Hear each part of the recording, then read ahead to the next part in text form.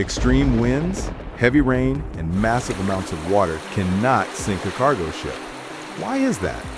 Before we explore this, consider the importance of cargo ships in keeping the world stable. If cargo ships were to stop operating for just one day, the value of the global economy would plummet. But what is life like for those who work on a cargo ship? Is it merely about managing piles of containers? Or is there a much deeper, unique experience that comes from navigating the vast oceans? These seafarers face the immense challenges of the sea, often grappling with life and death situations while ensuring that the goods we rely on are transported safely. Let's learn more about this from the perspective of the world's largest cargo ship. Today, we will focus on the Maersk Line cargo ship, one of only 31 such vessels in existence. These ships are remarkable in size, measuring 1,312 feet long, 193 feet wide, and standing 240 feet tall. To be honest, measuring the size of this ship solely by its weight can be misleading. To put it simply, if you stand on the side of this ship, you would be about 200 feet above sea level. If you wanted to transport the containers from this ship by train, the train would need to be over 70 miles long. Just think about how massive that is. The total weight of this ship is approximately 250,000 tons, with the ship itself weighing 63,000 tons. The remainder of the weight consists of its cargo containers. Interestingly, these container ships do not have decks, allowing them to carry as many containers as possible, even if that comes with some risk. This enormous ship, called Maritime, can carry 24 columns of containers. Each column can hold 23 containers, stacked 21 high, one on top of the other. Isn't that more than you expected? Now, let's go below the ship. The view from there is about 100 feet below sea level. When you need to go below the ship's bow, you'll encounter a very steep slope. The size of these ships is so immense that when you are inside, it feels as if you have arrived on another planet. Many crew members become intimidated by the ship's vastness, and as a result, they prefer not to be alone in any part of it. This ship features a torsion box, which is essentially a large metal ring that provides structural protection.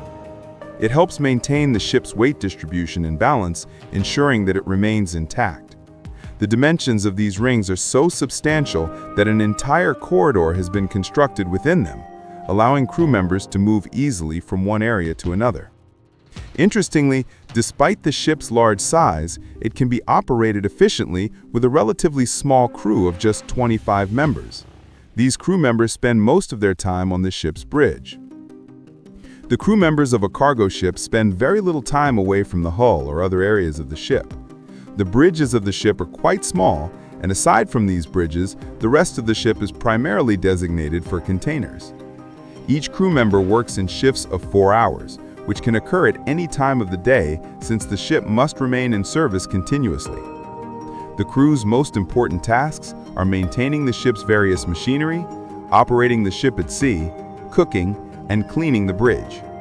Operating a container ship requires hard work, and the crew must adhere to a strict daily schedule. Once operations commence, the ship may remain at sea about 3 to 6 months, making it impossible for crew members to return to their families during this time. They often cannot spend time exploring cities either, as container ships are typically loaded and unloaded within 24 to 48 hours. In a short period of time, crew members of cargo ships cannot roam around the city. However, many cargo ship workers earn significant salaries and enjoy 6 months of family time each year. These cargo ships carry billions of dollars worth of goods. If an accident were to occur, all of this valuable cargo could be lost to the ocean. Additionally, there is a concern about water pollution associated with potential accidents, so crews must always be prepared to protect themselves from this threat. Jaladarsa, a group known for such attacks, uses small speedboats to target cargo ships. At times, they assault these vessels and harm or kill the crew members. For instance, a cargo ship from Bangladesh was attacked by Jaladarsa. It is advised to avoid areas where such incidents occur. Fortunately, most cargo ships have various air defense systems to deter attacks. One of the most effective methods is the water hose system. High-pressure water is expelled through these hoses, creating a safe perimeter around the ship. This high-frequency water makes it difficult for attackers to approach. The Japanese government has implemented an anti-piracy measure known as the anti-piracy curtain, which consists of multiple hoses that encircle the ship, releasing water at high speeds. This setup makes it nearly impossible for pirates to stop the water flow and board the vessel. However, if many pirates attack simultaneously, it can be quite challenging to defend against them, especially since cargo ships often have a limited crew size. In some larger ships, there may be more crew members available. Another significant challenge is securing the containers on the cargo ship. To address this, the crew uses a specialized locking system to keep all containers secured. Various hooks or thick ropes are also employed to ensure that the containers do not fall into the sea during adverse situations.